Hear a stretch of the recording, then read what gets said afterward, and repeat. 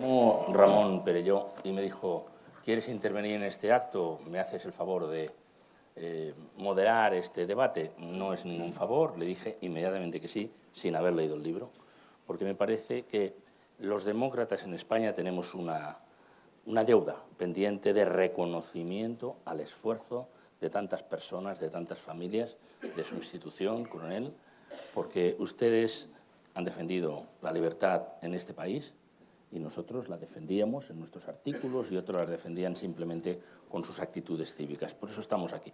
Sin más preámbulo, yo quiero darle la palabra a las personas que nos acompañan y, si quiere, después le daré la palabra también a Gonzalo. Le pasaremos un micrófono para que intervenga en algún momento. Lo haremos por este orden. En primer lugar, Lorenzo Silva, que ya ha sido presentado. Después el coronel, intervendrá también Gonzalo, y después el exvicepresidente y exministro Alfredo Pérez Rubalcaba. Cuando quiera, vamos. Muy bien, buenas tardes a todos. Muchas gracias a la Fundación Rafael del Pino por acoger esta presentación y a todos ustedes por acudir a escucharnos.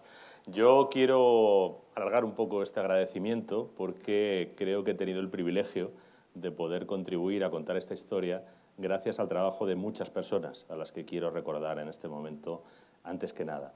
Primero a los miles, a lo mejor decenas de miles de mujeres y hombres de la Guardia Civil que con su trabajo a lo largo de medio siglo consiguieron librar a los españoles y a los vascos, más en particular, de una de las amenazas más intolerables que han aparecido contra la libertad y contra los derechos de las personas en nuestro país. Ese esfuerzo, ese sacrificio, ese trabajo a menudo ingente, muchas veces incomprendido, en muchas ocasiones solitario, en muchos momentos amargo, es lo que contamos en este libro y no lo podríamos contar si esos hombres y esas mujeres no hubieran entregado esos pedazos de su vida como sacrificio en el servicio de los demás. Y creo que es el primer agradecimiento que tenemos que hacer.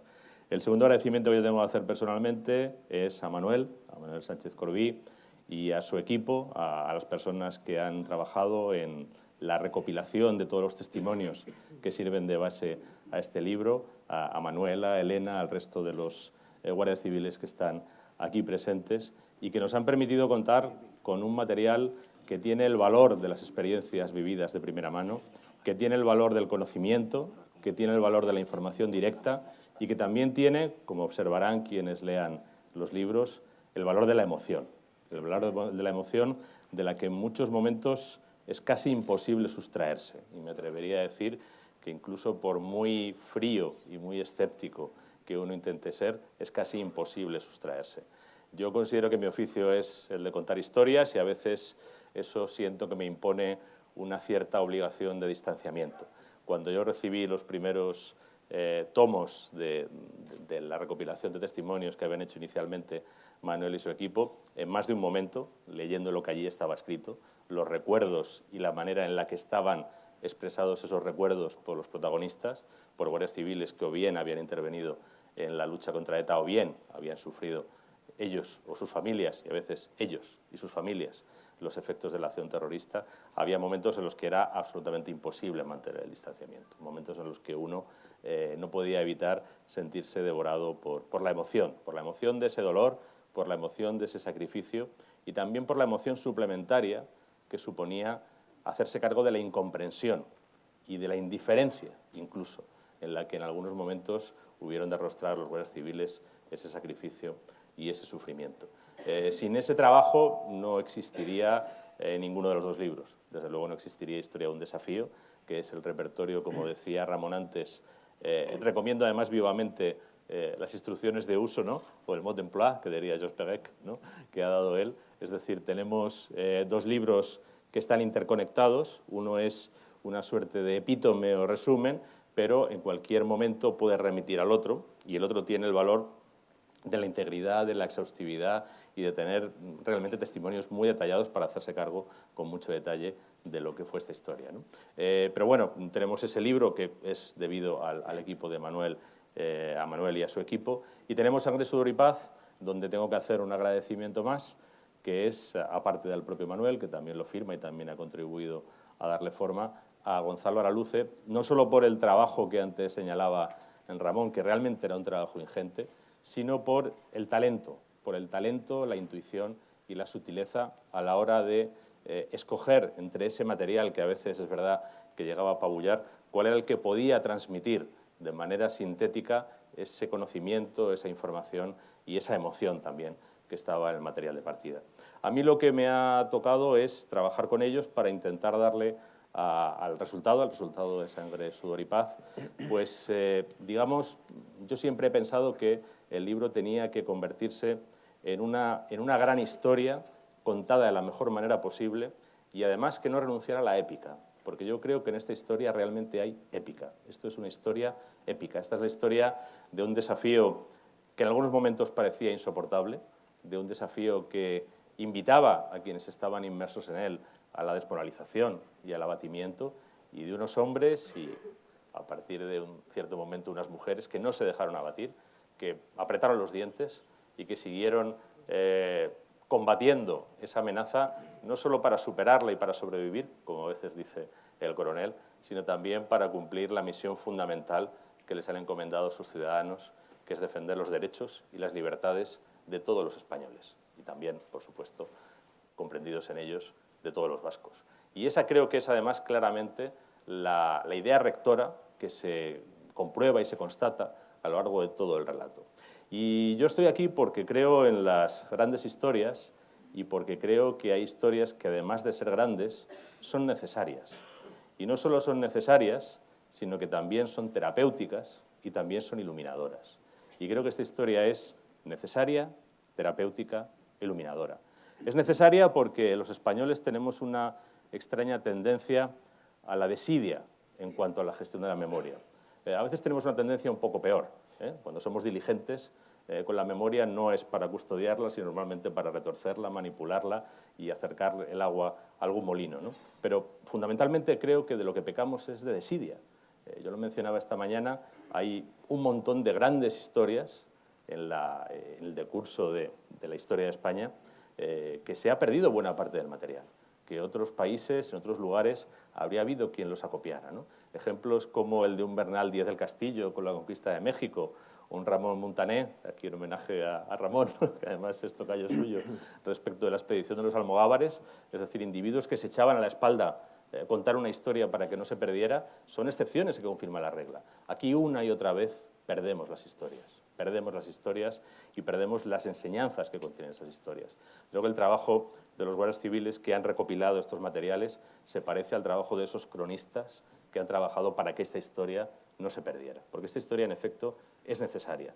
Es una historia que nos enseña mucho de quiénes somos, de quiénes hemos sido y quiénes podemos ser. Y decía también que es una historia terapéutica, y creo que es una historia terapéutica, porque muchas veces tenemos también el cierto complejo de que los españoles hacemos siempre las cosas mal.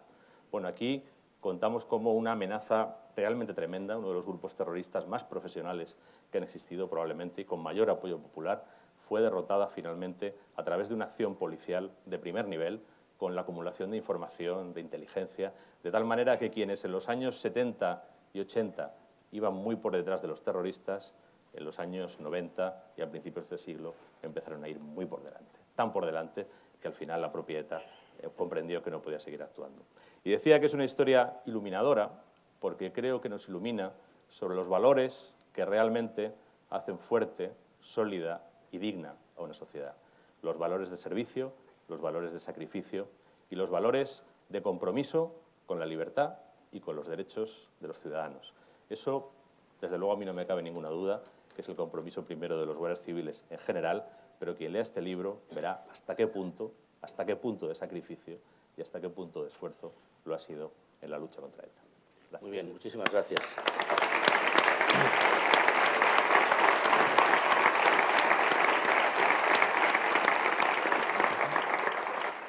Quería darle la palabra a Gonzalo Araluce, periodista, que ha escrito junto con Lorenzo y ha hecho esa investigación. Si me acercan un micrófono, por favor, porque él está sentado en la primera fila, y si no, te ruego, Gonzalo, que solo saque un momentito, ¿no te importa? Con tu buena... ¿Sí? ¿Lo traen? Por aquí lo traen. Gracias.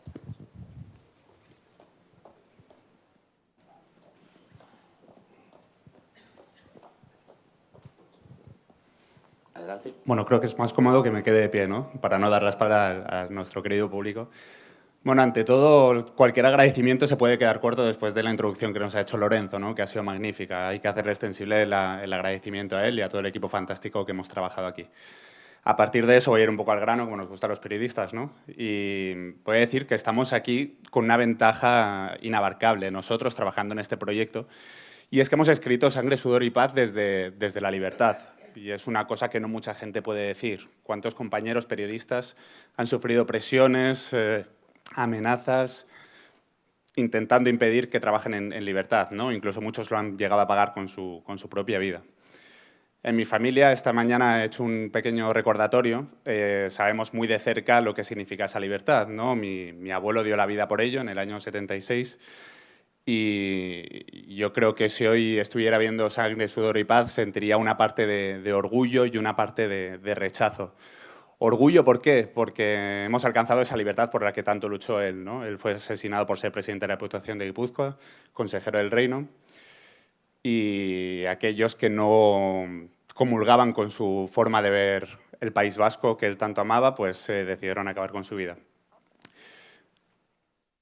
Entonces, contaría con ese orgullo de que hayamos alcanzado esta libertad, pero también con un rechazo importante. ¿Por qué rechazo? Porque su asesinato aparece en la página 66 del libro. ¿Cuántas más páginas de desidia terrorista nos encontramos en ese sentido, ¿no? A partir de ahí, yo creo que hacemos una grandísima crónica, barriendo un poco para casa, si me lo permiten mis compañeros, una crónica periodística que arranca con el asesinato del guardia civil Pardines, el primer asesinato por ETA, y termina con Mikel Irastorza, el último jefe de ETA detenido hace apenas unos meses, ¿no? Hay casi 50 años de trayectoria en los que intentamos explicar dos claves que siempre apuntamos los periodistas, ¿no? ¿Cómo y por qué?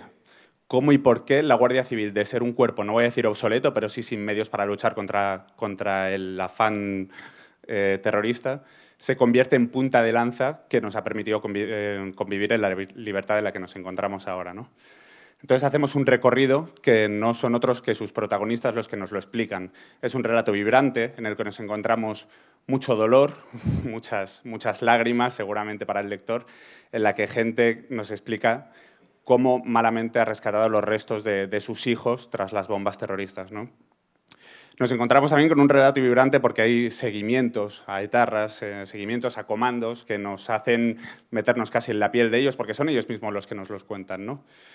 Y luego también nos encontramos con una serie de conclusiones no escritas. Nosotros hemos hecho un relato contado por sus propios protagonistas para que el propio lector saque las conclusiones, pero es una parte también importante de todo esto, ¿no?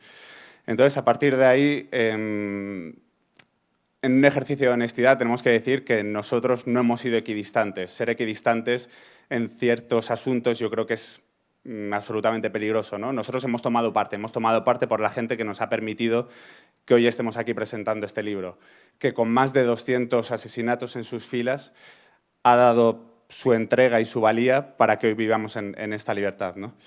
Así que en ese sentido, Sangre, Sudor y Paz es un relato escrito con unas pocas manos de los que estamos aquí, pero escrito por cientos de voces que son a las que damos nosotros testimonio en este relato. A partir de ahí, pues solo nos falta intentar estar un poco a la altura de las expectativas, ¿no? Les agradecemos enormemente que estén aquí, intentaremos cumplir con esas expectativas y bueno, el que lea Sangre, Sudor y Paz verá lo que he insistido yo antes. No hay conclusiones, es el propio lector el que tiene que sacar conclusiones y nunca es tarde. De hecho, yo creo que es el momento propicio para llegar a este tipo de ideas, a este tipo de relatos. Así que el agradecimiento a todos mis compañeros y a todos ustedes que se encuentran aquí. Gracias.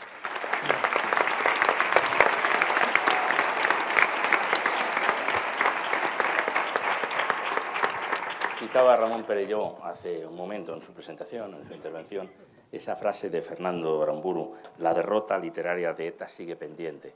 Yo creo que después de este libro, después de este trabajo que habéis hecho, hay una gran contribución a que se pongan las cosas en su sitio, porque hay una máxima en comunicación que planteamos siempre: la realidad es la percepción de la realidad, y la realidad es la que fue, esa entrega, ese sufrimiento, ese riesgo que tuvo la democracia española, y sin embargo había no solamente que darle la vuelta a esa situación, resolverla técnicamente con esa progresión hasta tecnológica, la Guardia Civil a la que os habéis referido, sino que le faltaba quizá todo esto, que es quién lo cuenta a partir de los testimonios. Es muy difícil no llorar leyendo este libro, porque hay testimonios de familias rotas, lógicamente, y tuve oportunidad recientemente en una serie documental que hice para el canal Historia, 40 años de democracia, y todos los presidentes de gobierno y ministros, exministros que allí pude entrevistar, entre ellos Alfredo Pérez Rubalcaba, los presidentes de gobierno, que todos participaron, todo el mundo recuerda que el momento más duro siempre fue cuando se produció un asesinato, con el encuentro de las familias, con el encuentro de los compañeros. Por eso es muy importante esta contribución que habéis hecho a la derrota literaria de ETA, que sigue pendiente, pero menos, sigue pendiente, mucho menos después de esta contribución. Y ahora toma la palabra el coronel Manuel Sánchez Corbí, hombre clave en este trabajo, hombre clave en muchas historias que están narradas en este libro y actual jefe de la Unidad Central Operativa, de la UCO, cuando quiera. Muchas gracias. Yo quizás debería comenzar por decir cómo nos surge la idea de este libro. La idea de este libro surge de manera muy natural. En mi caso, yo me crío en el País Vasco porque mi padre es guardia civil. Con pocos meses me voy a vivir al País Vasco, año 63. ETA no había matado, ya había puesto las primeras bombas. Estoy en el País Vasco hasta que me voy a la Academia Militar, y cuando salgo de la Academia Militar, evidentemente criado en un cuartel de la Guardia Civil del País Vasco, el destino solo podía ser la lucha antiterrorista, y ahí dediqué toda mi vida hasta que en el año 2013, bueno, ya estaba absolutamente acabado. Y ahí percibí que todo lo que habíamos vivido, o que yo había vivido en primera persona, pero mucha gente había vivido, había que contarlo, porque ya desde el año 2009 percibíamos que los malos, y los malos, englobo malos, muchos malos, estaban contando otra historia.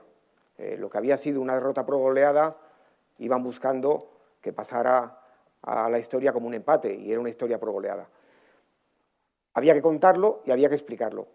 Y encima teníamos una gran facilidad, que los protagonistas directos estamos vivos, por supuesto, estábamos en activo, y contar una página de la historia de España triste, pero que acabó bien, no se podía dejar pasar, porque otros se apropiarían de ese final. Los historiadores, ahora mismo historiadores que escriban del Imperio Inca, pues lo tienen muy complicado, pero ahora mismo escribir de lo que ocurrió entre el año 58 y el año 2009 era fácil, porque teníamos los documentos, las personas. Y nos pusimos a ello porque eso no estaba escrito. Es más, yo creo que hoy en día, y hemos buscado bibliografía, eso no está escrito en una misma obra, en un compendio, Sangre, Sudor y Paz, de manera más densa, más contundente, o en Historia de un desafío, una versión ampliada. Eso no está escrito en ninguna obra. ¿Cómo empieza ETA y por qué? ¿Cómo va derivando ETA y cómo vamos evolucionando nosotros? Y cómo, de unos primeros tiempos donde la Guardia Civil, el Estado de Derecho en general, pero voy a hablar de la Guardia Civil, pues porque es lo que me toca, el Estado de Derecho estaba a años luz de unos terroristas que, por ejemplo, en los años 60, cuando empezaban, sus acciones consistían en tirar bombas fétidas para sabotear un acto del gobernador civil. O sea, ¿cómo de eso se llegó a lo que luego llegamos sin que nadie se lo pusiera? Había que contarlo, y había que contar una derrota de ETA, que Lorenzo lo decía, en España somos un poco acomplejados y creemos que no valemos para nada. Bueno, el ejemplo de cómo se ha acabado con ETA es un ejemplo único en el mundo occidental, y ha habido otros grupos terroristas donde al final, el final no ha sido el mismo. En España, a ETA se la ha derrotado por el Estado de Derecho. ETA, que ha sido un grupo terrorista, yo me atrevo a aventurar, el mejor técnicamente que ha habido en el mundo, y se la ha derrotado con esfuerzo, con trabajo, con tesón y con participación. Y eso había que contarlo, porque si no lo contamos nosotros, lo cuentan otros. Ese fue el primer motivo. El segundo motivo hablamos de números, 860 muertos, no sé cuántos, 215 guardias, pero hay gente detrás. Hay gente detrás que merece ser algo más de un número. Pero nosotros, el plus que tiene este libro, aparte de explicar cómo nace ETA y cómo muere ETA y cómo se le derrota a ETA, es ponerle cara a mucha gente. Hoy aquí hay personas que han venido, que han perdido a sus hijos, a sus seres queridos. Tienen que tener algo más que el reconocimiento que en su día tuvieron. Tienen que tener una página en la historia. Tienen que saber por qué su hijo murió, o por qué sus hijas murieron, o por qué una chica que está aquí voló por los aires y su vida cambió. Lo tienen que saber y tienen que estar orgullosos de eso, porque aunque ellos no lo entiendan o no lo entendieron, eso no es gratuito. Y esa gente ha contribuido a que hoy muchas generaciones de españoles podamos vivir en paz. Entonces, había que ponerle cara. Yo nunca le estaremos suficientemente agradecidos, porque nunca tiene reparación. El que haya perdido un ser querido no tiene reparación. Lo han afrontado con valentía. Muchos han accedido a dar testimonios que hacen llorar. Yo, cada vez que leo los testimonios para corregir el libro, se te siguen saltando las lágrimas, porque no puedes evitarlo. Y son gente con nombre y apellidos, y todos ellos tienen cabida en esta obra. También tienen cabida los investigadores, y eso fue una de las claves de que acabemos con ETA, los guardias civiles. Yo creo que por puro instinto de supervivencia, y si uno ve las páginas de los años 80, donde nos mataban de 3 en 3, de 4 en 4, sin ninguna reacción, sin ninguna defensa, eso hizo que creáramos una concha, un caparazón, que nos hiciera decir o ganamos o morimos, pero no ya nosotros, que al final nosotros es que moría nuestras familias. Y yo creo que el plus que tuvo la Guardia Civil para acabar con el terrorismo, aparte de ser el colectivo absolutamente más castigado, hay que ver que, por ejemplo, de los 215 guardias civiles que murieron, más de la mitad tenía menos de 30 años cuando murió. Eso es una salvajada. Ahora lo olvidamos. Pero eso había que ponerlo en valor. Entonces, los investigadores hicieron suyo este trabajo, y aquí hay un montón de ellos, de todos los niveles, que mañana, tarde y noche no tuvimos vida, porque queríamos acabar con algo que sabíamos que o acabamos con ETA o ETA acabaría con nosotros, independientemente de la amenaza para el Estado. Ese fue un poco el motivo fundamental de lanzarnos a esta obra, que luego, una vez que estuvo hecha, tuve que pedir una pequeña ayuda a gente de Acciona o a gente de Securitas, que nos dieron un primer empujón, porque como todo este proyecto comercial hacía falta un empujón. Están aquí, se lo agradezco.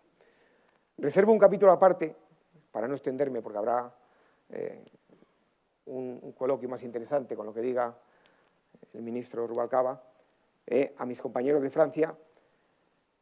La labor de Francia en el terrorismo de ETA ha sido criticada, con motivo, porque en los primeros años Francia era la cobertura que le hacía falta a ETA para seguir matando.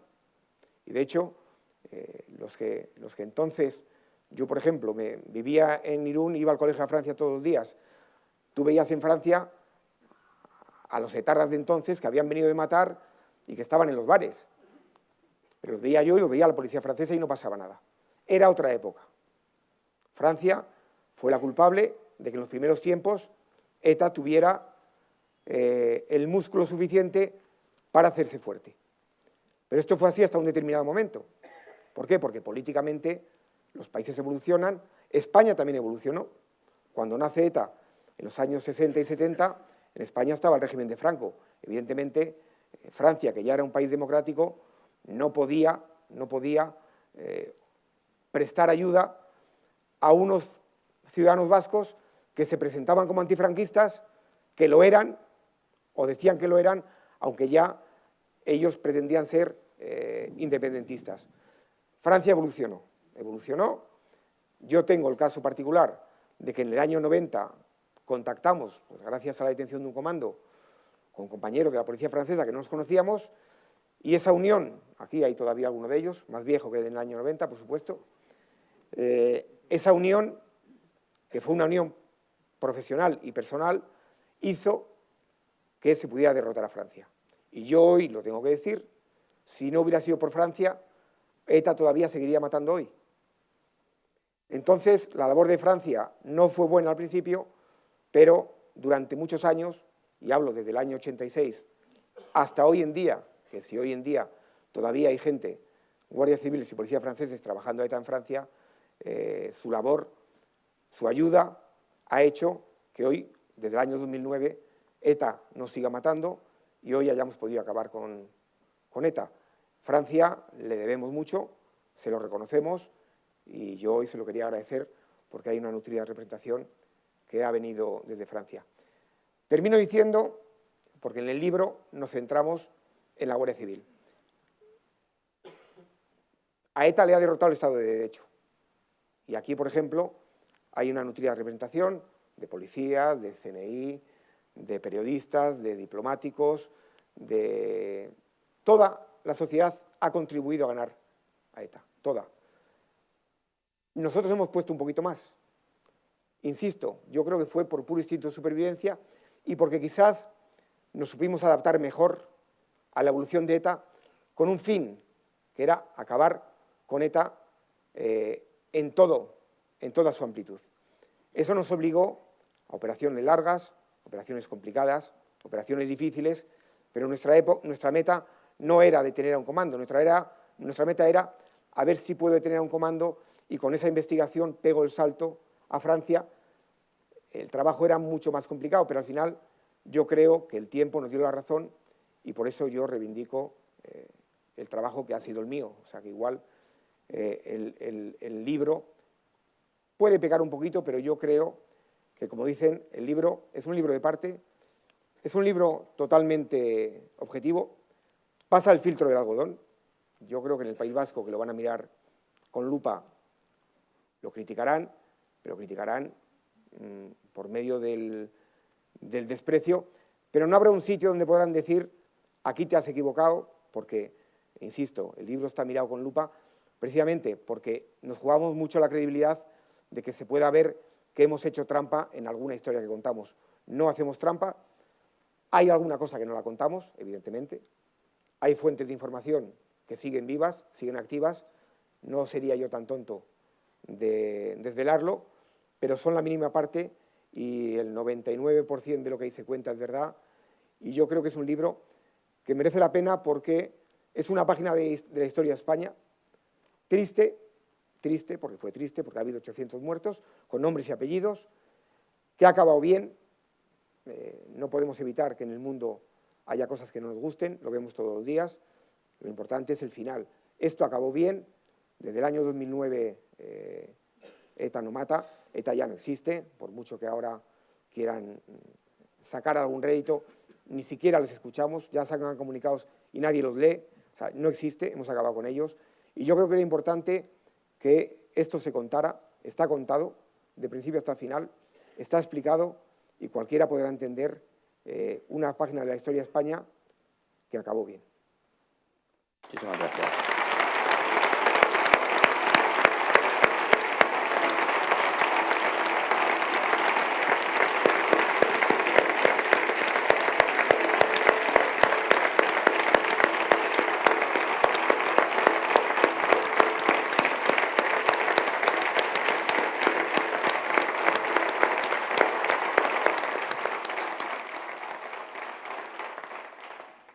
Tomará la palabra ahora Alfredo Pérez Rubalcaba, como saben fue ministro del Interior y de otras materias, presidencia, educación antes y vicepresidente del Gobierno y un hombre clave desde la política en ese final de ETA, aunque él nos ha advertido siempre que esto fue una suma de muchos y un trabajo de todos. Adelante.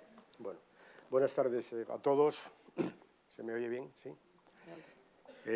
Empiezo por los agradecimientos, trataré de hacerlo rápidamente. Primero a los autores del libro que me han permitido estar aquí con todos ustedes. Para, en segundo lugar, hacer un agradecimiento que he hecho muchas veces en público, pero que ahora es un momento para reiterarlo. Es a la Guardia Civil, por su esfuerzo, por su trabajo, por su lealtad, por su sacrificio, sin el cual, hay que decirlo, desde el primer momento no habríamos llegado a terminar con ETA.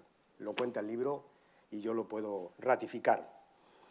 Este agradecimiento tiene algo de personal. Yo he estado casi 6 años, bueno, más de 5, en el Ministerio del Interior. Con la Guardia Civil he tenido una relación muy directa.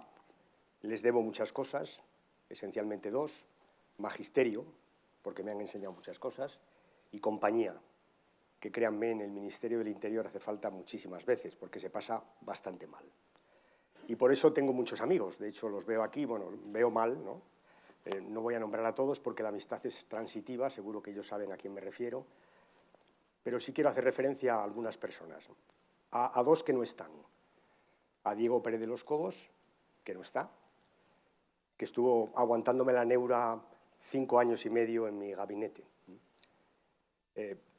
Desde luego a quien no está y no podrá estar ya nunca, que es a un general, a Gonzalo González Martínez, que murió poco tiempo después de yo salir de Interior y que está aquí, ¿verdad, Manolo? Está aquí, muchas páginas del libro y al que hoy echo de menos. Y en tercer lugar quiero referirme a 3 generales que veo aquí que estuvieron conmigo, el general Varela, el general Cardiel, el general Martín Alonso. Para mí son Pepe, Cándido y Pablo, con los cuales compartí muchísimas horas y a los que les estoy muy agradecido. No está el ministro Zoido, eso me permite hablar el doble. No está, y bien que lo siente él, y me lo ha dicho cuando he hablado con él por teléfono, y bien que lo siento yo, sobre todo por lo que no está. Bien que lo siento, pero en fin, estoy seguro de que estaría completamente de acuerdo, sin que sirva de precedente, con lo que voy a decir hoy aquí. Vamos con el libro. Los buenos libros tienen buenos prólogos y buenos epílogos, y este lo tiene. En el prólogo se cuenta lo que uno pretende y en el epílogo las conclusiones. Y créanme, está todo ahí. Luego el resto se lee efectivamente apasionadamente. Pero el prólogo nos cuenta que es una historia de parte, como decía Manolo, es verdad. Es la historia de cómo la Guardia Civil y sus familias han vivido la lucha contra ETA. Eso no significa que sea una historia deshonesta, al contrario, es honesta. Lo es porque, como dicen ellos, si uno puede comprobar, no deja de mencionar los errores, no los exagera, pero tampoco exagera los éxitos, y los hay muchos. Es una historia equilibrada, pero es una historia de parte, naturalmente, con la que yo debo decir que hay cosas en las que estoy más de acuerdo que otras, hay valoraciones que comparto, otras que no, hay cosas que echo de menos, pero la culpa es mía por no habérsela contado, no lo voy a hacer, Ramón, lo siento, ya te he dicho varias veces, lo que puedo contar no le interesa a nadie, y lo que le interesa a la gente no lo puedo contar, así que no voy a hacer, no insistas, porque no voy a escribir nada que tenga que ver con mis memorias. Es una historia de parte, pero es una historia extraordinariamente bien documentada, exhaustiva, es exhaustiva, bien documentada, todo lo que se cuenta es la verdad. Es verdad que no se cuenta todo, lo ha dicho el coronel Corbí, es verdad que hay cosas que no se pueden contar y de hecho se adivina que hay veces que se esconden las fuentes, pero en fin, hay muchísimas cosas que es la primera vez que uno ve escritas en el libro y desde luego a mí me han supuesto algunas de ellas informaciones relevantes de las que carecía. Es un magnífico manual de lucha contra el terrorismo. Es un libro que debería ser de obligado cumplimiento, de obligado estudio en las universidades, en los centros en los que se habla de la seguridad. Porque es verdad que está todo ahí. Se ha dicho, de distintas maneras se ha dicho, el valor de la inteligencia, de la información, cómo se puede estrujar y estrujar y estrujar. Hay operaciones increíbles, como a partir de un papel que se coge a un abogado, hay un emparanza. En el 2009 debe ser, se llega al 2007, a continuación al 2002, del 2002 se vuelve al 2011 y acaba cayendo la reserva estratégica de ETA, el mayor acopio de material explosivo que tenía ETA justamente para cubrir sus necesidades desde dentro. Era una cosa inteligente y cómo se explotan 2 siglas, RK, y se explotan el valor de la información, fundamental. Cómo la Guardia Civil, lo dice en varios momentos, aprendió a trabajar la información, la inteligencia, a exprimirla, a explotarla, a relacionarla. Hay algunas operaciones que son sencillamente magistrales desde el punto de vista del manejo de la inteligencia. Segundo, el control de lo que yo llamaría la ansiedad, que es muy importante. Yo recuerdo cuántas veces, yo la controlaba mal. No sé quién fue el primero que fue, creo que fue Pablo el primero que me dijo, hemos visto a Cherokee. Y yo me tuve que morder la lengua para decirle, ¿por qué no lo habéis detenido? o hemos seguido a un coche y se nos ha escapado. Y, ¿por qué se os ha escapado? Y dice, no te preocupes que le volvemos a pillar, y le volvían a pillar. El control de la ansiedad, es decir, cómo hay que medirlo. Varias de las grandes operaciones contra ETA que están aquí relatadas de la Guardia Civil obedecen a este principio, a que supo esperar para hacer la operación más importante y llegar cuanto más arriba mejor. En tercer lugar, me parece fundamental hablar de la tecnología. Es verdad, la tecnología es clave. De eso habláis poco aquí. Se infiere que es verdad que la Guardia Civil se dotó de una tecnología magnífica, ¿no? Se infiere. Había una premisa que ni método ni procedimiento. Ya sé que sí, ya la conozco, pero es verdad que se infiere. Vamos a ver, ETA fue a la red y la red se encontró con que la Guardia Civil había llegado ya. Y es casi imposible describir el final de ETA si no se habla de la tecnología y del manejo fantástico que la Guardia Civil llevó a hacer de la tecnología. Es verdad que colaboración del CNI, de la policía francesa, todo esto es cierto, ¿no? Y en cuarto, la cooperación, ya se ha referido Manolo. Es verdad que Francia, la primera operación de RG y Guardia Civil aparece en la página 353 de un libro que tiene 460. La primera, es verdad que hubo otras antes, pero la primera vez que los autores se deciden a mencionar una operación conjunta es en la página 353, lo que da cuenta de la historia que decía Manolo, de lo que ha sido Francia. Y es verdad que sin Francia no hubiéramos acabado con ETA. No es menos cierto que costó mucho. A mí me hace muchísima gracia cada vez que salen, yo salía igual, los ministros del Interior, hay que cooperar, y oiga, mire usted, a cooperar se aprende cooperando. Y para cooperar bien hay que trabajar muchas horas, porque la cooperación policial es esencialmente confianza. Es confianza, y no es sencillo, no basta un dictat político ni un decreto en el Boletín Oficial del Estado, no, tiene que ver con una cosa mucho más sutil, que además se quiebra con facilidad, como sabemos, se quiebra con gran facilidad y se recupera. Sin Francia no hubiéramos hecho nada, y esto aparece, no hubiéramos hecho nada, nos hubiera costado mucho más. Es cierto, esto aparece recogido aquí. Inteligencia, tecnología, cooperación y saber esperar. Son las cuatro cosas que definen el final de la lucha contra ETA, que creo que se pueden aplicar perfectamente al crimen organizado, al yihadismo. Hay aquí un manual para buenos investigadores en materia policial. Dos cositas más. El libro describe cómo es la Guardia Civil, cómo son. No lo dice, pero en cada página aparece. Leales, solidarios, buenos compañeros, ¿no? Hay un dato que es evidente, ¿no? El primer guardia muerto es el guardia Pardines, y la última operación relevante de la Guardia Civil contra la policía, donde se detiene al aparato político, a David Pla y a Irache Solzábal, se llama Operación Pardines. Se dan cuenta, hay que tener mucha sensibilidad, hay que tener la historia del cuerpo muy presente. Totalmente. Es un gesto. Les voy a contar una cosa de las pocas que cuento, esta me la van a permitir. Hay una operación que se describe en Bermillo de Sayago, Zamora. Es una operación, la recordarán ustedes, es un camión, una furgoneta que pasa por un pueblo de Zamora, le dan el alto, al final había detonadores, se escapa, no se dan cuenta, se escapa con el coche de la Guardia Civil, no se da cuenta que el coche de la Guardia Civil tiene un GPS y, claro, naturalmente le siguen y los detienen. Ahí cae una base logística que habían puesto en Portugal, de la cual hubiera salido un camión bomba para liquidar las Torres Quío, y un regalito al ministro del Interior, que era diputado de Cádiz, que era el cuartel aquel. Bueno, no voy a esto, la operación es fundamental. Es verdad que es una operación que tiene una dosis de suerte, todo el mundo pensó que es confidentes, aquí no, aquí había... Y yo tuve una discusión con, creo que estaban Cándido y Pablo en mi despacho, porque es cierto que en la operación el etarra, hay un guardia dentro de la camioneta, ve que hay material electrónico, llama al compañero y oye, ven para acá, mira lo que hay, entonces el etarra le empuja dentro y se va con el coche de la Guardia Civil, y eso parecía que daba un poco de apuro, y entonces estábamos discutiendo, y yo ya en un momento le dije, mira Cándido, mira Pablo, yo no sé si el manual del Guardia Civil obliga a que los dos se miren y que el etarra tal, no lo sé, pero te voy a decir una cosa, no hay cuerpo de policía en el mundo que un sábado, porque era sábado, a las 10 de la noche, debía ser el 10 de enero, con un frío de narices, estén en una carretera secundaria de mala muerte y paren un coche. No lo hay, es imposible. Esta es la Guardia Civil, es imposible. Y peleé con ellos y al final condecoramos a los guardias, ¿eh? Me salí con la mía. Esta es la Guardia Civil, se dan cuenta, describe como nada un cuerpo guiado por ETA, salvo por Kubati, que dijo aquello de soy Gudari porque nació en Euskadi, pero si hubiera nacido en Badajoz sería Guardia Civil. Esto lo contáis aquí y es completamente cierto.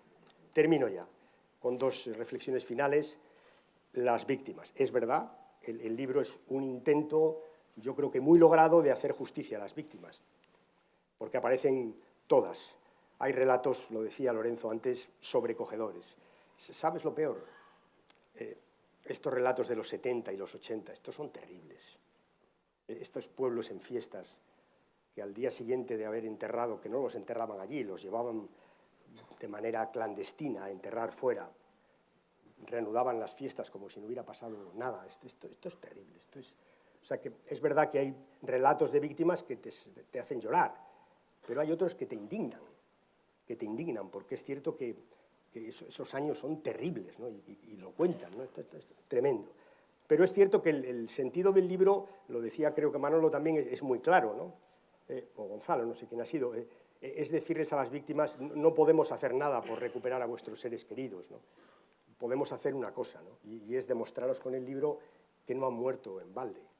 Y esto me parece que se consigue y que es muy meritorio. Este cuidado exquisito por las víctimas y sus familias, repito, sigue todo el libro, le convierte en una lectura a veces muy, muy, muy difícil, pero creo que es muy justa y muy necesaria. Termino ya con el epílogo.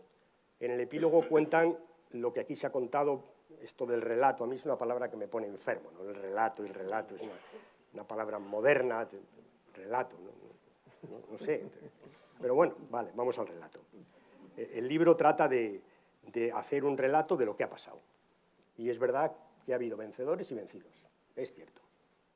Y que no ha habido un conflicto, no, ha habido una banda terrorista que ha matado para imponer sus criterios políticos y no lo ha conseguido. En definitiva, el libro es exactamente la historia de la derrota de ETA.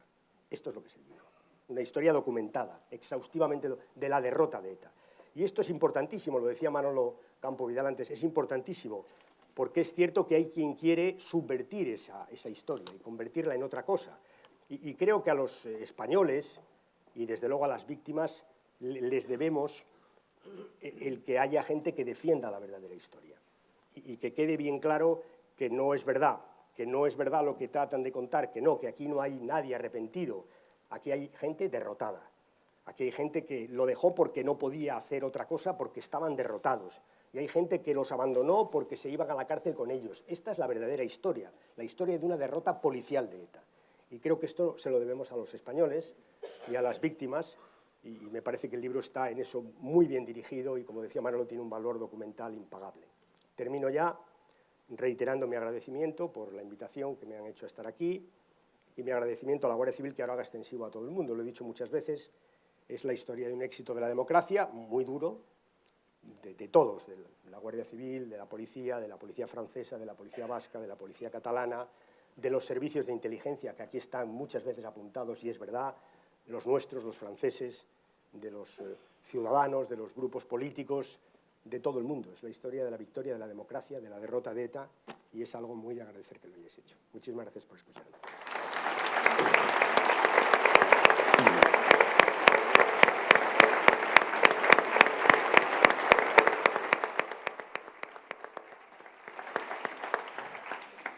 Tenemos unos minutos ahora para algún diálogo. Yo tengo alguna pregunta que me ha llegado, muy pocas, que yo interpreto la falta de preguntas, puede enviármelas todavía, como un asentimiento general a lo que aquí estamos planteando, porque hay poco que decir y muchas preguntas que están contenidas en el libro, y el editor diría que lo mejor es que lo lean, porque tendrán ahí muchas, ¿no? Blanca nos dice, ¿no es hoy Bildu la coletilla de ETA? ¿No mata? Sí, pero están puestos políticos y con ganas de hacer mal a España. ¿Quién de ustedes quiere hacer un comentario? ¿Qué más sabes? Me lanzo yo. A ver, evidentemente, ETA cuando empieza son solo terroristas. Cuando llega la democracia en el año 78, comprenden que no pueden derrotar al Estado solos y crean una amalgama de organizaciones donde ya aparece Batasuna, que ya hasta el final de sus días le acompañan. Son organizaciones, al principio legales, luego alegales, finalmente ilegalizadas, que siempre iban de la mano de ETA. De la mano digo, de la mano, pero mandaba el hermano mayor, que era ETA. Y eso fue así hasta que en un momento determinado esas organizaciones comprendieron, primero, que el hermano mayor que le llevaba de la mano cada vez tenía menos fuerza, que estaban abocados a la derrota y, por puro oportunismo, dijeron que ese tren ya no les convenía. Y se bajaron del tren. Pero se bajaron del tren no porque quisieran bajarse del tren, sino porque el compañero de viaje que llevaban era un desastre e iban a acabar con ellos. Y entonces, ¿qué hicieron? Entraron en la política. Al final, persiguen lo mismo que ETA, que es buscar la independencia del País Vasco, romper España, si queremos llamarlo así. La diferencia es que cuando ETA mataba, lo hacían dentro del paraguas de ETA y bajo las directrices de ETA, y cuando ETA dejó de existir, lo hacían desde las instituciones. Al final, lo que siempre le pedimos a Batasuna, en la época que ETA mataba, es sepárate de estos, persigue lo que quieras, pero dentro del juego democrático. Y yo creo que el escenario que dice Blanca ahora mismo es ese. Quieren la independencia del País Vasco, pero lo quieren formando parte del juego democrático. No es muy distinto eso que hacen, o que dice Blanca, que lo que vemos en el Parlamento español, en el Parlamento catalán, ¿para qué mencionar? O sea, es perseguir unas ideas dentro del juego democrático. Que alguien quiera ser independiente, pues bueno, pues si tiene la fuerza y lo consigue, pues cambiamos el Estado entre todos, cambiamos España entre todos. La diferencia es que antes lo hacían de la mano y bajo el paraguas de ETA, y cuando ETA dejó de existir, lo hacen dentro de las instituciones democráticas. Las instituciones que entre todos hemos aceptado. A mí me repatea que los que antes yo metía en la cárcel por ir de mano de ETA, ahora estén en un escaño. Pero es lo que hay. Es lo que hay. Yo la democracia yo no la asumo, la comprendo, la entiendo, estoy absolutamente a favor y forma parte del juego democrático. Aunque hace unos años esos mismos estuvieran en el otro bando. Los tontos siguieron en el otro bando y acabaron en la cárcel, los más listos se bajaron a tiempo, se cambiaron la chaqueta y ahora pues tienen otra cara. Igual el ministro Rubalcaba lo dice de otra manera. No, lo has dicho muy bien. Lo has dicho muy bien. Voy a insistir brevemente. Primero, como Manolo Corbillo, yo entiendo perfectamente que haya mucha gente que lo lleve muy mal. Yo entiendo perfectamente. Yo hay caras que prefiero no ver, que las llevo muy mal. Pero es verdad que las reglas del juego democrático son las que son, y le dijimos a Batasuna lo que le dijimos: tenéis que elegir entre votos y bombas. Si elegís bombas, iréis a la cárcel. Si elegís voto, si os votan, iréis a las instituciones. Y al final son las reglas de la democracia las que han ganado. Cuando decimos la democracia ha ganado con sus reglas. Y por tanto tú puedes ser independentista y defenderlo. Eso sí, no puedes amenazar, matar, extorsionar o perseguir a nadie que no piense como tú. Por tanto, hemos ganado con nuestras reglas. Y es verdad que eso tiene algunos problemas que yo entiendo perfectamente, pero son las reglas. Segundo, también lo ha dicho Manolo, yo no he visto nunca, lo he dicho al final de mi intervención, ninguna autocrítica, no. Yo recuerdo una frase de Chema Matanzas en la cárcel, ¿no? Una frase que dijo un día: estos, refiriéndose a ETA, estos no saben ni poner un coche bomba, que cierren la persiana. Esto era. Es verdad que Batasuna tiene que romper con ETA, entre comillas, porque sencillamente se los llevaba a la cárcel, porque ETA había dejado de ser funcional para Batasuna porque estaba derrotada. Pero también es cierto que cabe imaginar si eso hubiera podido pasar con Cherokee y ATA fuera. Probablemente no. Esta es la gran paradoja de la democracia, ¿no? Pero es cierto que ETA es derrotada y Batasuna tiene dos opciones: o lo dejamos o nos vamos con ellos a la cárcel. Por tanto, esta es la derrota policial, que es lo que yo trataba de explicar. Ha sido sí o sí la policía. No es que Batasuna una mañana se ha levantado y ha dicho: hemos sido muy malos apoyando a ETA. No es verdad. es que o lo hacemos o sencillamente nos vamos a la cárcel. Esta es la historia de la derrota. Por eso es verdad que no se puede dejar que nadie escriba las cosas de otra manera. No han sido de otra manera. Si la Guardia Civil no hubiera detenido a Cherokee y a Atta, probablemente la historia no se hubiera cerrado como se cerró. Pero es que no tenía más remedio que hacerlo. Termino ya. Son las reglas del juego. Y lo mejor que puede hacer la democracia es defenderlas. Y sabemos que hay cosas que no nos gustan, pero son las reglas del juego. Y con esas reglas hemos ganado. Para que esas reglas se impongan, hemos ganado. Y para defender esas reglas, a veces uno tiene que hacer esfuerzos como apagar la televisión de vez en cuando. Si alguien quiere hacer alguna pregunta con micrófono, pero con la brevedad oportuna, si le pueden pasar un micrófono a este señor, yo le ruego la máxima brevedad. Aquí en la cuarta fila, por favor. En la cuarta fila, por favor, un micrófono. Tenemos muy poco tiempo, algunos minutos y alguna pregunta. Quiero formularle también. Adelante.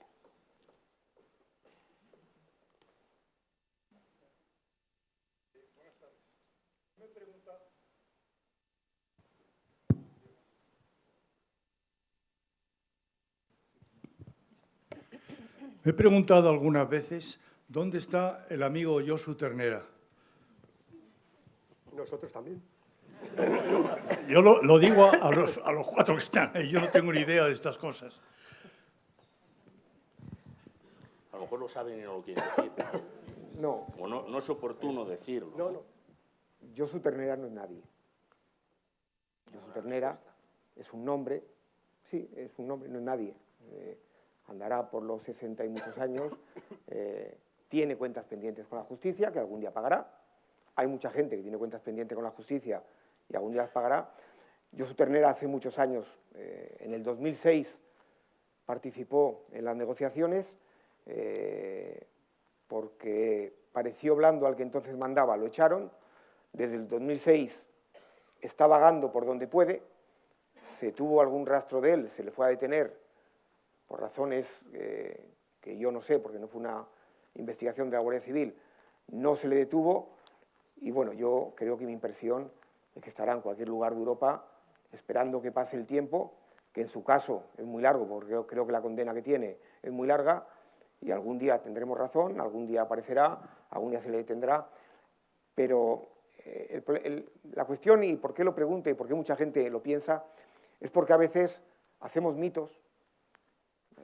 El otro día en Cataluña el mito de las urnas, hoy el mito de Josu Ternera, pero eso no es nada, es un individuo que no tiene mayor relevancia en el conjunto de lo que es ETA. Sí es verdad que es alguien que tiene cuentas pendientes con la justicia y yo le garantizo que tanto policía como CNI como Guardia Civil, en cuanto puedan, lo detienen, lo localizan, sea donde sea, vendrá a cumplir condena a España porque tiene pendiente el atentado contra el cuartel de Zaragoza, que aquí creo que hay un exponente doloroso de la responsabilidad que tiene pendiente.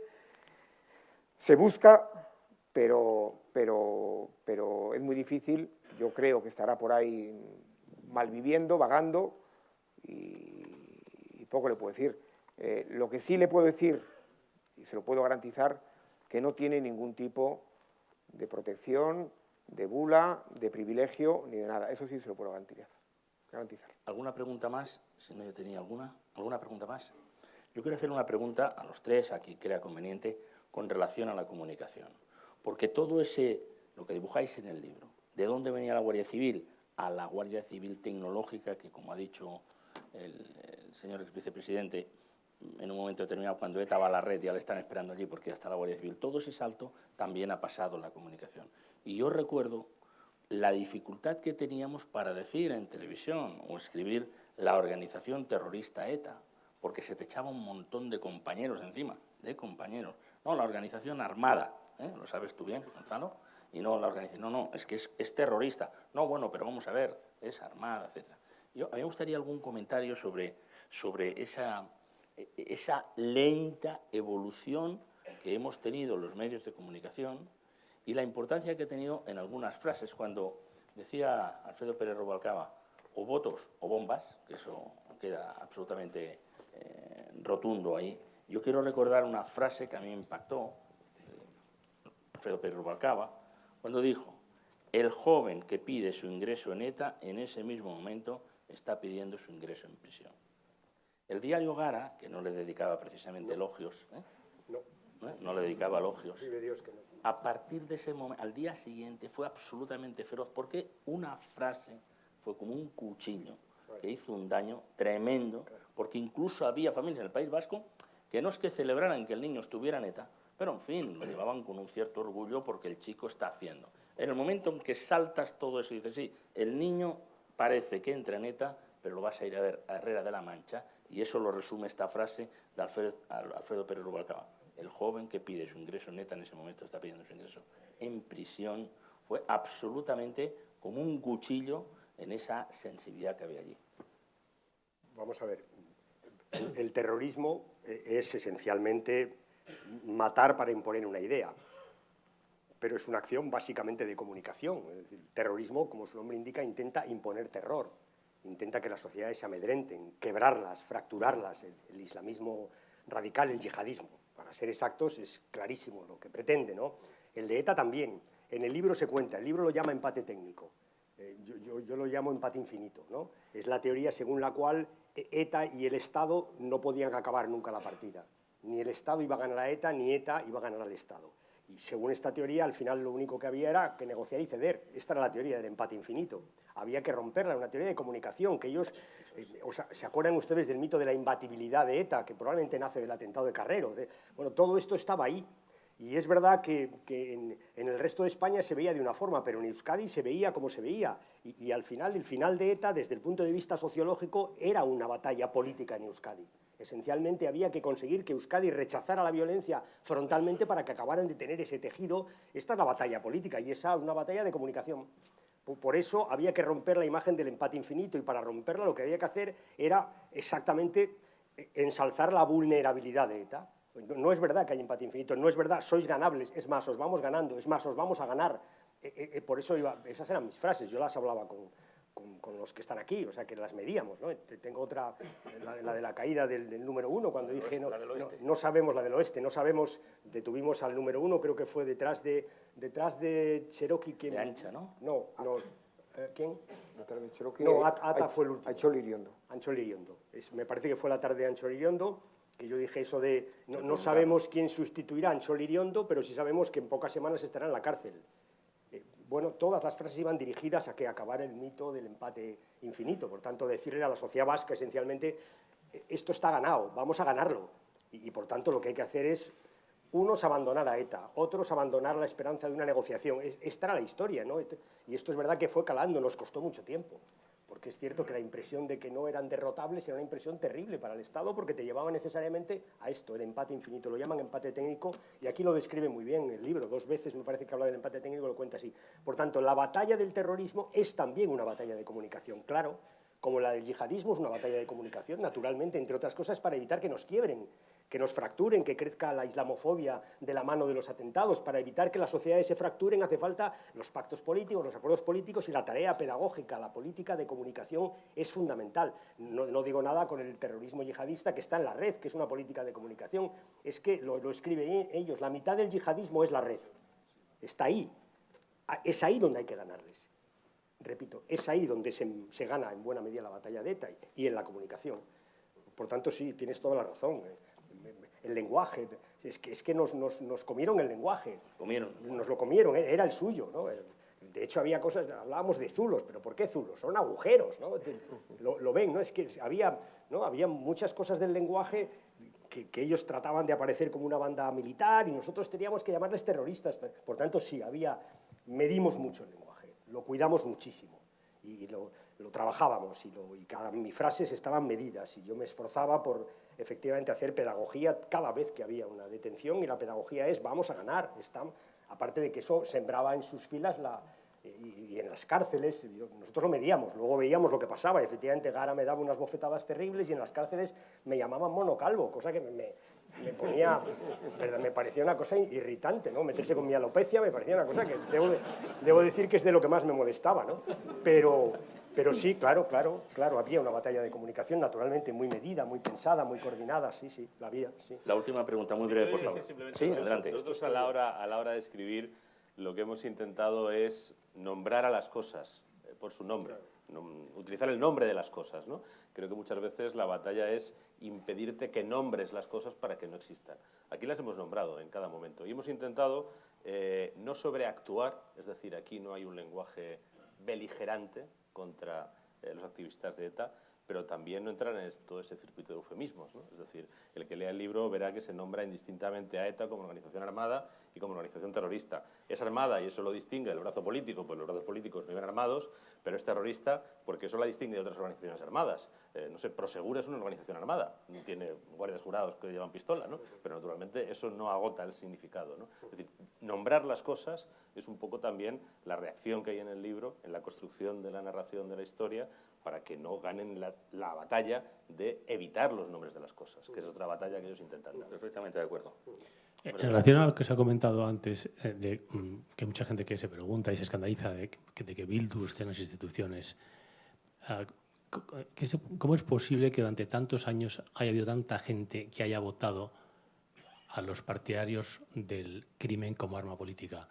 Y ahora ya que no, afortunadamente ya no hay terrorismo, pero sigue habiendo mucha gente que apoya a los antiguos compañeros de los terroristas. ¿Y qué se puede hacer en la educación para que las nuevas generaciones nos sigan apoyando a este tipo de personas? Y también en Cataluña, para que las nuevas generaciones no apoyen a aquellos nacionalistas que, como buena definición de nacionalismo, que decía Charles de Gaulle, se basa en el odio al otro, mientras el patriotismo se basa en el amor a la propia gente. ¿Qué se puede hacer para que no se siga sembrando esa semilla que hace ver en el que es distinto a ti el enemigo? Un par de minutos para contestar quien quiera, por favor. Vamos a ver, primero, sobre la educación todo el mundo habla y como todos hemos sido alumnos y tenemos hijos, pues todos creemos que sabemos de educación, ¿no? Y se simplifican muchísimo los mensajes, ¿no? En Euskadi en este momento el independentismo está más bajo que nunca, debe andar en un porcentaje de aprobación por debajo del 30%. Y sin embargo sigue habiendo icastolas y la educación sigue transferida y durante mucho tiempo, ¿se acuerdan? Decíamos, la ETA está alimentada porque hay icastolas. Ha acabado ETA y está en un 30%. En Cataluña es verdad que ahora está arriba, pero en el año 2008 el Partido Socialista sacó 25 escaños, fue la primera fuerza mayoritaria con mucho, y si uno examina los resultados de los independentistas y de los nacionalistas desde la primera elección del 78, verá que son constantes. Por tanto, yo creo que es más complejo que eso. Ahora, vuelvo al final del libro, ¿no? En este momento sí que es importante este tipo de libros. A mí, que el País Vasco y el resto de España olvide lo que pasó me parece normal. Es tan horrible que la gente quiere olvidar, no hablar de ello. Y me parece normal. Y yo sé que ahora, bueno, aquí estamos muchos, pero es verdad que cuesta que te cojan una declaración sobre lo que fue el terrorismo, porque la gente quiere pasar página porque lo ha pasado muy mal, porque fue una historia terrible y la gente, las malas historias las quiere olvidar, dejar de hablar, pero no olvidar, ¿eh? Este es el problema, no olvidar. Porque es verdad que en este libro hay una parte sociológica muy dura, ¿no? Es verdad que en el libro de Fernando se cuenta lo que se cuenta, ¿no? Y lo que pasaba, y lo que pasaba en los pueblos. Eso lo has vivido tú, lo he vivido yo. Yo recuerdo el entierro de Isaías en Mondragón. Recuerdo aquel entierro del concejal socialista. Recuerdo aquel entierro, fue terrorífico, ¿no? Yo recuerdo esta cosa de que pasa el entierro y se cierran las ventanas. Eso lo he vivido yo. Ese miedo, ese terror, eso no se puede olvidar, sobre todo porque, como es bastante conocido, los pueblos que olvidan su historia tienen el riesgo de repetirla. Por tanto, nuestra obligación es, con nuestro relato, y explicar lo que pasó, y explicar que efectivamente hay determinadas ideologías cuya, digamos, exasperación te conduce a este tipo de cosas, ¿no? Entonces, sí, hay que hacer una tarea pedagógica, pero en este caso lo que tenemos que hacer es contar lo que pasó y explicarlo. La gente tiene derecho a olvidar, tiene derecho a que no se hable de ello y a que no se recuerden, pero no olvidar, no podemos olvidar. Son 800 personas, nos costó muchísimo, son 50 años, no podemos olvidarlo. Insisto, para evitar repetirlo, ¿no? Por eso a mí me duele cuando ves las encuestas de que en la Universidad Vasca preguntas por ETA y el 25% de los alumnos ya no saben qué es ETA. Yo no digo que estén todo el día recordando lo que es ETA, porque entiendo que es una parte dolorosa de su historia, por muchísimas razones. Algunas se recogen aquí de manera, por cierto, muy medida, ¿no? Y se dan explicaciones de por qué había ese apoyo, muy medida, muy muy inteligente, yo creo que muy medida para no hacer daño a nadie, ¿no? Pero no deben olvidarlo, ¿eh? O mejor, pueden no hablar de ello, pero tienen que saber lo que pasó. Tienen que saberlo. Nuestra obligación es que lo sepan, insisto, para impedir que vuelva a pasar, ¿no? No sé, tú... Sí, no, vamos, aparte de suscribir todo lo que dices, creo que la medida o la profilaxis fundamental, que entiendo que se puede hacer en una medida, en cierta medida a través de la educación, pero la educación no es la panacea para todo, ni tampoco la que resuelve todos los problemas, es contrarrestar el principal argumento de este tipo de movimientos o la principal herramienta, que es la negación del otro, la negación del sentimiento, el sufrimiento, la existencia, la percepción, el derecho a estar en el mundo del otro. Para combatir esa negación del otro, lo que hay que hacer es construir la narración y el relato del otro. Es lo que hemos intentado. Yo no sé cuántos abertzales leerán este libro, pero me imagino que alguno lo leerá y alguno a lo mejor por primera vez se encuentra a los seres humanos. Pero que lo lean los otros, ¿sabes? Sí, no, pero digo, hablando del bando que puede practicar la negación de estas personas, ¿no? Que lo lean si los tú otros, haces el ¿sabes? relato y lo que ofreces... lo lean los otros, ¿no? Que lo lean, ¿no? Que sepan lo que pasó, ¿no? Igual que el libro de Fernando, yo me alegro mucho lo que ha vendido, que vean lo que pasó, ¿no? Porque es así, ¿eh? Sucedió así, pero no con ningún ánimo vindicativo, ni siquiera vengativo, es para que no vuelva a pasar, para que no se vuelva a tolerar que la gente discrimine por sus ideas a otros, que los arrumben en los pueblos, que los persigan en las panaderías, que sus hijos sean motejados. Para esto hacen falta libros como este. Muy bien, vamos a concluir. Además, los autores firmarán libros ahí. Muchísimas gracias. Y venderán. Perdona, Porque editor, pero oiga, apasionante. cómprenlo, que de verdad créanme que es fantástico.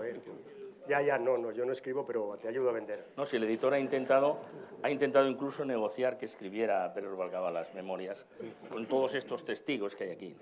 Pero yo para concluir le quiero darle la palabra al coronel, por favor.